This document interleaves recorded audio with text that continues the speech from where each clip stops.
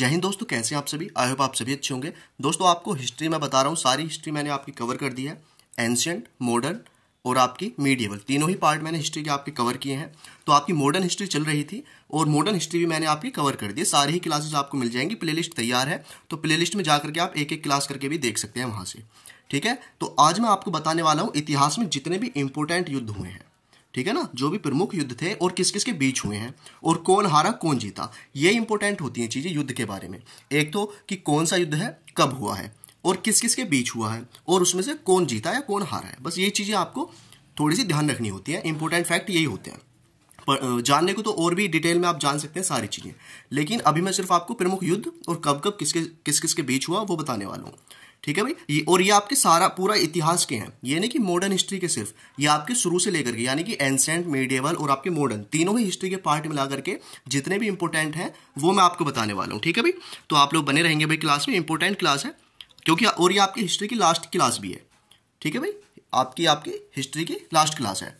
देखिए, सबसे पहला तो ये है भारतीय इतिहास के। देखिए, आप हेडिंग डाल सकते हैं और आप इसको चाहो तो नोट भी कर लेना, पीडीएफ आपको मिल जाएगी टेलीग्राम और व्हाट्सएप दोनों ही जगह।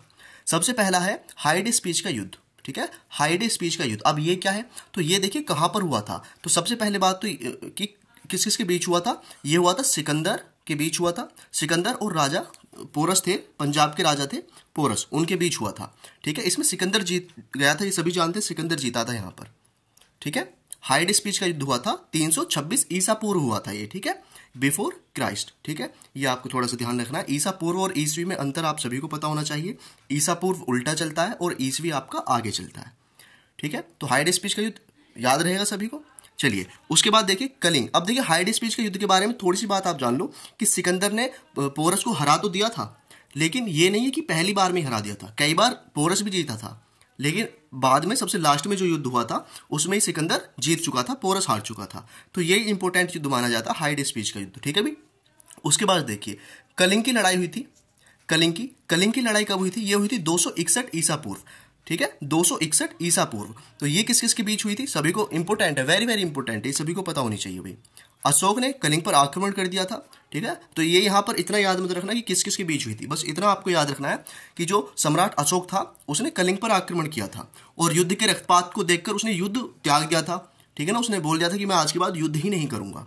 ठीक है, चलिए अभी सिंध की लड़ाई भी इंपॉर्टेंट है, 712 ईस्वी वाली। अभी 712 ईस्वी में क्या है, देखिए मोहम्मद कासिम ने अरबों की सत्ता स्थापित की थी। ठीक है ना, ये पहला अरब था मोहम्मद कासिम जिसने क्या की थी, मुस्लिम सत्ता स्थापित की थी भारत में। चलिए, उसके बाद देखिए तराइन का युद्ध, ये इंपॉर्टेंट आ रहे हैं भाई सभी धीरे धीरे। तराइन का प्रथम युद्ध, अब ये कब हुआ था, ये हुआ था 1191 में। वेरी वेरी इंपॉर्टेंट है, 1191 और 1192 दोनों में। किस किस के बीच हुआ था, गौरी और पृथ्वीराज चौहान के बीच हुआ था, जिसमें चौहान की विजय हुई थी। अब देखिए तराइन का पहला और दूसरे युद्ध में बस इतना अंतर है, दोनों ही युद्ध किस किस के बीच हुए हैं, तराइन का पहला युद्ध और तराइन का दूसरा युद्ध मोहम्मद गौरी और पृथ्वीराज चौहान के बीच हुए थे। पहले में तो हुई थी पृथ्वीराज चौहान की विजय, लेकिन जो दूसरा युद्ध हुआ था तराइन का 1192 में, उसमें कौन जीता था, उसमें ये जीत गया था मोहम्मद गौरी। ठीक है, सिर्फ इतना अंतर है। चलिए, अब उसके देखिए, अब आप ब्रीफ में पढ़ेंगे, डिटेल में जाएंगे तो बहुत सारी चीजें जानने के बारे में, पृथ्वीराज चौहान के बारे में, लेकिन अभी सिर्फ जो फैक्टर्स हैं, जो भी इंपॉर्टेंट फैक्ट है वो मैं आपको बता रहा हूँ, इन्हीं को आपको ज्यादा ध्यान रखना है। चंदावर का युद्ध देखिए, ये भी उसी से रिलेटेड है। तराइन के बाद ये चंदावर का युद्ध हुआ था 1194 में। ठीक है, किस किस के बीच हुआ था, ये मोहम्मद गौरी ने कन्नौज के राजा जयचंद को हराया था। ठीक है, मोहम्मद गौरी ने हराया था। अब ये मैं आपको डिटेल में मैं बता चुका हूं कि कैसे जयचंद ने साथ दिया था मोहम्मद गौरी का, और फिर मोहम्मद गौरी ने इसी को हरा दिया था चंदावर के युद्ध में, है ना। उसके बाद देखिए पानीपत का प्रथम युद्ध, ये हुआ था। देखिए पानीपत के 3 युद्ध हुए हैं और तीनों ही युद्ध इंपोर्टेंट है। तो पहला युद्ध तो ये आपका 1526 वाला इंपोर्टेंट है। किस किस के बीच हुआ है, ये बाबर और इब्राहिम लोधी के बीच हुआ है। ठीक है, तो बाबर यानी कि यहाँ से मुगल सत्ता स्थापित कर देता है, बाबर आ जाता है जब 1526 में, और इब्राहिम लोधी को मार देता है। ठीक है भाई, तो यहाँ से स्टार्टिंग होती है किसकी, मुगल सत्ता की, मुगल सल्तनत की। उसके बाद देखिए खानवा का युद्ध। खानवा का युद्ध किस किस के बीच हुआ है, देखिए ये भी इंपॉर्टेंट है क्योंकि ये बाबर के जितने भी इंपॉर्टेंट हैं, 4 युद्ध बाबर के आपको याद रखने हैं। पहला तो पानीपत का प्रथम युद्ध, दूसरा खानवा का युद्ध 1527 में, लगातार लड़े इसने, 1526 1527 में लड़ाई आपका खानवा का युद्ध। किसने, देखिए राणा सांगा को हरा दिया था इसने, बाबर ने, इस युद्ध में। उसके बाद घाघरा का युद्ध आप याद रख सकते हैं, 1529 में हुआ था। ठीक है। अब ट्रिक भी बहुत सारी इनको याद करने के लिए, लेकिन अभी आप सिर्फ जो इंपॉर्टेंट चीज़ें हैं वो अच्छे से समझ लो, ट्रिक के चक्कर में आप अभी ना पढ़ो। अब घाघरा का युद्ध में देखिए किस किस के बीच हुआ था, तो बाबर ने महमूद लोदी के नेतृत्व में अफगानों को हराया था। ठीक है, सिर्फ इतना याद रखना है कि अफगानों को हरा दिया था बाबर ने। उसके बाद चौसा का युद्ध हुआ था। चौसा के युद्ध में क्या हुआ था देखिए, कब हुआ था, 1539 में हुआ था। पहली बात तो ये शेरशाह सूरी ने हुमायूं को हराया था यहाँ पर। ठीक है, शेरशाह सूरी ने हुमायूं को हराया था। इसके बाद देखिए कन्नौज या फिर इसे बिलग्राम का युद्ध भी कहा जाता है, जो 1540 में हुआ था। और ये किस किस के बीच हुआ था, ये फिर से शेरशाह सूरी और हुमायूं के बीच हुआ था। तो यहाँ पर शेरशाह सूरी ने फिर से हुमायूं को हरा दिया था। और यहाँ पर क्या हुआ था, हुमायूं भारत छोड़ करके भाग गया था। ठीक है, मजबूर हो गया था वो भारत से भागने के लिए। उसके बाद देखिए पानीपत का दूसरा युद्ध। अब पानीपत का दूसरा युद्ध 1556 में हुआ। देखिए पानीपत का पहला युद्ध 1526, दूसरा युद्ध कब, 1556। इंपॉर्टेंट है, इसी वजह से मैं इसको मार्क कर रहा हूँ। अकबर और हेमू के बीच हुआ था। हेमू विक्रमादित्य भी उसे बोला जाता है। ठीक है, तो अकबर और हेमू के बीच हुआ था पानीपत का दूसरा युद्ध। अब देखिए तालीकोटा का युद्ध 1565 में हुआ था। इसमें क्या हुआ था, विजयनगर साम्राज्य का अंत हो चुका था। बस इतना थोड़ा सा ये याद रखने लायक है यहाँ पर चीज। ठीक है ना, तालीकोटा के युद्ध से क्या हुआ था, विजयनगर साम्राज्य का अंत हो गया था। इसके बाद देखिए हल्दीघाटी का युद्ध हुआ था। ये 1576 में हुआ था। वेरी वेरी इंपॉर्टेंट है। यहाँ पर देखिए अकबर और राणा प्रताप के बीच हुआ था। डायरेक्ट रूप से अगर देखा जाए तो वो हुआ था, मानसिंह लड़ा था अकबर की तरफ से। ठीक है ना, तो अकबर डायरेक्ट नहीं गया था इस युद्ध में, मानसिंह लड़ा था हल्दीघाटी के युद्ध में। ठीक है, लेकिन कहा गया जाता है कि अकबर और राणा प्रताप के बीच ये युद्ध हुआ था। ठीक है, और यहाँ पे क्या हुआ था, ये देखिए यहाँ पर एक गलत लिखा हुआ है कि राणा प्रताप की हार हुई। नहीं, महाराणा प्रताप यहाँ पर हारे नहीं थे। ये युद्ध क्या रहा था, अनिर्णायक युद्ध रहा था। ठीक है, अनिर्णायक युद्ध रहा था।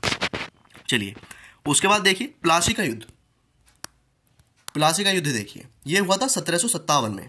अब किस किस के बीच हुआ था, देखिए अब यहाँ पर क्या अंग्रेजी शासन आ चुका है। ठीक है, थोड़ा सा तो अंग्रेजों और सिराजुद्दौला के बीच हुआ है, जिसमें अंग्रेजों की विजय हुई थी और भारत में अंग्रेजी शासन की नींव पड़ी। यानी कि प्लासी का युद्ध क्या काम कर रहा है यहाँ पर, प्लासी का युद्ध ये काम कर रहा है, अंग्रेजों की शुरुआत कर रहा है। भारत में अंग्रेजों की जो सत्ता है, कहेंगे अंग्रेजी शासन जो है वहां कहां से शुरू हुआ है, प्लासी के युद्ध से हुआ 1757 से, जब अंग्रेजों ने सिराजुद्दौला को हरा दिया है। ठीक है, चलिए उसके बाद देखिए, उसके बाद आपका वांडीवास का युद्ध। ठीक है, ये हुआ था 1760 में। वेरी वेरी इंपॉर्टेंट है, क्यों, क्योंकि अंग्रेजों ने यहाँ पर फ्रांसीसियों को भगा दिया था। ठीक है, ऐसा तो है नहीं सिर्फ अंग्रेजी आए थे भारत में, और भी बहुत सारी यूरोपियन कंपनी थी जिसमें फ्रांसीसी भी थे। ठीक है, तो फ्रांसीसियों को यहाँ पर भगा दिया था कि तुम जाओ, हम ही करेंगे यहाँ पर सिर्फ व्यापार।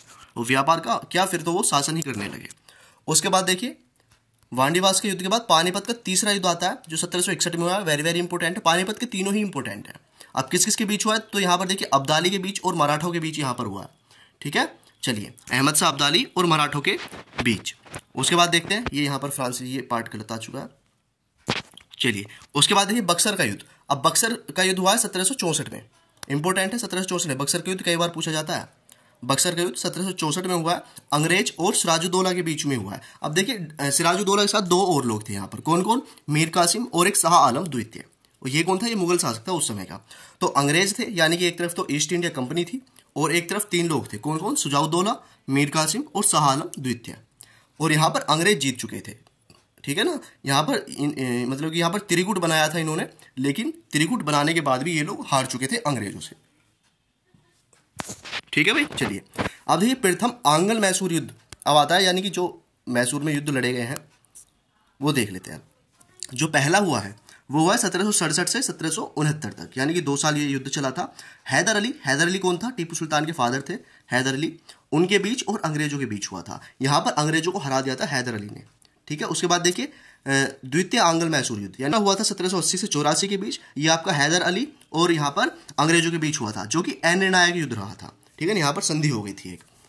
उसके बाद देखिए तीसरा जो आंग्ल मैसूर युद्ध रहा है वो 1790 में हुआ है, और ये किसने लड़ा है, हैदर अली मर जाता है तो उसका बेटा है टीपू सुल्तान, वो लड़ता है इस युद्ध को। ठीक है, किससे, अंग्रेजों से।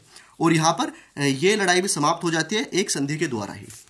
ठीक है, एक देखिए एक और है, इंपॉर्टेंट तो यही है, लेकिन चौथा आंग्ल मैसूर युद्ध क्यों इंपॉर्टेंट है 1799 का, क्योंकि यहाँ पर आपका टीपू सुल्तान की हार हो जाती है और साथ ही साथ टीपू सुल्तान यहाँ पर मर भी जाता है। ठीक है, तो और यहाँ पर क्या होता है, मैसूर शक्ति जो थी, यानी कि मैसूर जो एक तरीके से कह सकते हैं जो रियासत थी, उसका अंत हो जाता है और अंग्रेजों का वहाँ पर कब्जा हो जाता है। ठीक है, तो 4 है बेसिकली आंग्ल मैसूर युद्ध, और चौथा इसी वजह से इंपॉर्टेंट है क्योंकि यहाँ पर टीपू हार जाता है और उसकी मृत्यु हो जाती है। उसके बाद देखिए चिलियान वाला युद्ध। देखिए चिलियान वाला युद्ध कई बार पूछ लिया जाता है, ठीक है, चिलियान का युद्ध। ये कब हुआ था? तो 1849 में हुआ था। किस किस के बीच? EIC यानी कि ईस्ट इंडिया कंपनी और सिखों के बीच हुआ था, जिसमें सिख हार गए थे। ठीक है, चिलियान वाला युद्ध, ये बस इतना याद रखिए आप, किस किस के बीच हुआ था। अब भारत चीन सीमा युद्ध देखिए 1962 का है तो, ठीक है, इसको कोई नहीं भूलेगा, वेरी वेरी इंपॉर्टेंट है। ये आपका modern history, ancient history, medieval history, सभी के इंपॉर्टेंट युद्ध मैं आपको बता रहा हूँ। तो ये 1962 वाला जो टाइम पीरियड है तो मॉडर्न हिस्ट्री वाला पार्ट आ चुका है। ठीक है भाई, तो 1962 में हुई थी भारत से चीन की लड़ाई, जो कि एक बॉर्डर पे मतलब कि विवाद हो चुका था और वही एक युद्ध का कारण बना था। भारत को अपनी सीमा के कुछ हिस्सों को छोड़ना पड़ा। ठीक है, ये इंपॉर्टेंट फैक्टर है यहाँ पर कि इस जो ये चीन से युद्ध हुआ था 1962 वाला हमारा, इसमें क्या हुआ, हमने अपनी बहुत सारी भूमि गंवा दी। कौन कौन सी? एक तो अरुणाचल प्रदेश की साइड की और एक हमारी लद्दाख की साइड की, हमने अपनी भूमि गंवा दी, जो कि किसने ले ली? जिसे एक्साई चाइना भी बोला जाता है। ठीक है ना, वो चाइना के कंट्रोल में हुई। इसके बाद देखिए भारत और पाकिस्तान का जो 1965 में हुआ था, ये भी इंपॉर्टेंट है। 1962 के बाद 1965 वाला युद्ध किस किस के बीच? भारत और पाकिस्तान के बीच हुआ था। पाकिस्तान इसमें हारा था, ठीक है, सभी को पता है। भारत पाकिस्तान के बीच शिमला समझौता हुआ था यहाँ पर, ये इंपॉर्टेंट है। ठीक है ना, शिमला समझौते में क्या हुआ? भारत ने जितनी भूमि जीती थी पाकिस्तान की, वो लौटानी पड़ गई। जितना आपको याद रखना है। भारत पाकिस्तान युद्ध फिर से होता है कब? 1971 में। अरे डायरेक्ट पाकिस्तान से ना होकर के ये बांग्लादेश था, यानी कि यहाँ पर बांग्लादेश बन चुका था। ठीक है, भारत और पाकिस्तान के युद्ध, जिसमें पाकिस्तान की हार हुई थी और इस हार के दौरान क्या हुआ? बांग्लादेश एक नया देश बन चुका था। ठीक है, बांग्लादेश पहले क्या कहा जाता था? पूर्वी पाकिस्तान कहा जाता था। पाकिस्तान पहले दो थे, एक तो अब जो है उसे कहा जाता था पश्चिमी पाकिस्तान यानी कि वेस्टर्न पाकिस्तान, और एक था ईस्टर्न पाकिस्तान यानी कि पूर्वी पाकिस्तान, जिसे बांग्लादेश कह दिया गया 1971 के बाद। हम ही ने ये आज़ाद कराया था। ठीक है, चलिए उसके बाद देखिए कारगिल का युद्ध, वेरी वेरी इंपॉर्टेंट, कोई नहीं भूलेगा इसे। 1999 में हुआ था। किस किस के बीच हुआ था? तो बस इतना याद रखिए कि पाकिस्तानी जो घुसपैठिए थे उनको हटाने के लिए ये हुआ था युद्ध, कारगिल का युद्ध। ठीक है, जम्मू कश्मीर वाले जो एरिया है वहाँ पर हुआ था। कारगिल एक जगह है, वहीं पर ये युद्ध हुआ था, तो कारगिल युद्ध इसका नाम पड़ा। 1999 में हुआ था। उसके बाद देखिए, अब देखिए बस इतनी ही इंपॉर्टेंट है, पाकिस्तान को हार का सामना करना पड़ा, यानी कि पाकिस्तान हार चुका था, सभी को पता है। यहाँ पर भारत हमारा जीता था। ठीक है भाई, उसके बाद देखिए भारतीयों को जीत मिली। बस इतनी ही चीज़ें हैं कारगिल के युद्ध में। और कारगिल के युद्ध के बाद कोई इंपॉर्टेंट युद्ध नहीं है, यही था लास्ट का जो इंपॉर्टेंट है। इसके बाद तो जो है वो पूछे नहीं जाते, बस यहीं तक पूछा जाता है। ठीक है भाई, तो जितने भी मैंने आपको युद्ध बताए हैं आज, मॉडर्न हिस्ट्री से यानी कि एंशिएंट हिस्ट्री से लेकर के मॉडर्न हिस्ट्री तक, सारे ही इंपॉर्टेंट युद्ध मैंने आपको बता दिए। हालांकि बहुत सारे हैं, लेकिन अगर आप इनको भी याद कर लेंगे सारों को, तो भी आपके मतलब कि इन्हीं में से आपको क्वेश्चन मिल जाएगा। ठीक है भाई, तो चलिए, तो आई होप आपको ये क्लास अच्छी लगी होगी। कोई भी आपका डाउट है तो आप देखिए कमेंट में डाल दीजिए और लाइक कर देना भाई क्लास को, क्योंकि आपका जो भी हिस्ट्री के सेशंस थे या कहें कि हिस्ट्री की जितनी भी क्लासेस थी वो सारी ही मैंने कवर करा दी हैं, वो चाहे एंशिएंट हिस्ट्री है, मीडिएवल हिस्ट्री है या फिर आपकी मॉडर्न हिस्ट्री है। ठीक है, और उसी के बाद ये लास्ट की क्लास थी आपकी, जिसमें मैंने आपको तीनों ही पार्ट के यानी कि इतिहास के तीनों ही पार्ट है उनके इंपॉर्टेंट युद्ध मैंने आपको बता दिए हैं। ठीक है भाई, तो लाइक करना है क्लास को। कोई भी आपका डाउट है तो कमेंट में बताना, और प्लेलिस्ट आपकी मैंने बना दी है, तो वहाँ पर जाकर के आप अपने क्या कर सकते हैं, कवर कर सकते हैं पूरा सिलेबस हिस्ट्री का। ठीक है भाई, तो थैंक यू सो मच भाई। अगर आपको क्लास अच्छी लगी है तो इसको शेयर जरूर कर देना। चलिए, थैंक यू सो मच। मिलते हैं किसी अगली वीडियो में नए टॉपिक के साथ, नई क्लास के साथ। जय हिंद, वंदे मातरम।